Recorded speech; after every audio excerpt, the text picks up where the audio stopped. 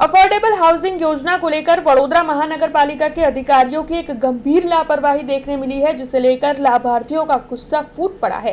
दरअसल ईडब्ल्यूएस आवास योजना के मकानों के ड्रॉ को लेकर अधिकारियों ने गंभीर लापरवाही बरती है। ईडब्ल्यूएस आवास योजना के मकान के ड्रॉ को लेकर लाभार्थियों को एक मैसेज प्रशासन की ओर से भेजा गया था। एक मैसेज जो था उसमें 10 तारीख को सुबह को लाभार्थियों को ड्रॉ के लिए पहुंचना है ये बताया गया था, जबकि दूसरे मैसेज में 11 तारीख को दोपहर के बाद पहुंचना है ये बताया गया था।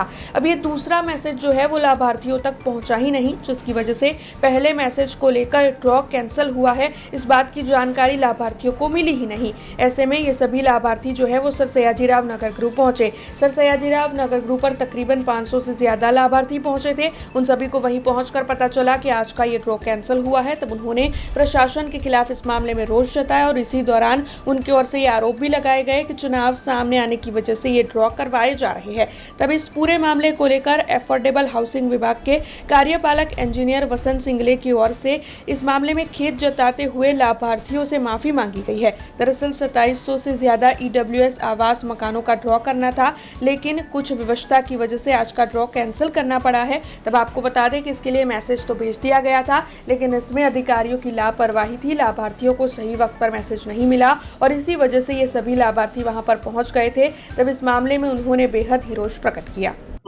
અમે પ્રધાનમંત્રીમાં ફોર્મ ભરેલું, પણ આજે અમને મેસેજ નથી મળ્યો, પણ અમે જાણ્યું કે આજે ડ્રો છે એટલે અમે આવેલા, તો અહીં આવ્યા પછી જાણવા મળ્યું કે આજે નથી, તો અને આવતીકાલે આજવા છે, તો અમે એકલા કેવી રીતે આજવા જઈ શકીએ? આયા અમે સવારના 8 વાગ્યાના આયા છે, તો મેસેજ આવ્યો છે કે 10 વાગે ડ્રો થવાનો છે। સવારના બેનર લગાવીને ગયા છે, કેન્સલ થયો એનો બી મેસેજ નહીં આવ્યો અને આજવા રાખવાના હોય તો એનું મીટિંગ એની મકાનની, તો પછી જાણ અમારે કરવી, અમારે ધક્કા ખાવા પડે છે। અમે પાદરાથી આવીએ છીએ, મકાનના સ્કીમની માટે જ ફોર્મ ભર્યું હતું, અમે પહેલી જ વખત આવ્યો છે। દૂરથી ધક્કો પડે, પણ અમારા પૈસા તો નહીં જોતા, પણ આગળના જે મીટિંગ રાખવાના હોય મકાનની, તો અમારે જાણ કરી દેજો મેસેજ નાખીને, બરાબર? કે નજીકમાં રાખો કાં તો અહીંયા રાખો, આજવા બાજુ અમારા દૂર પડે છે।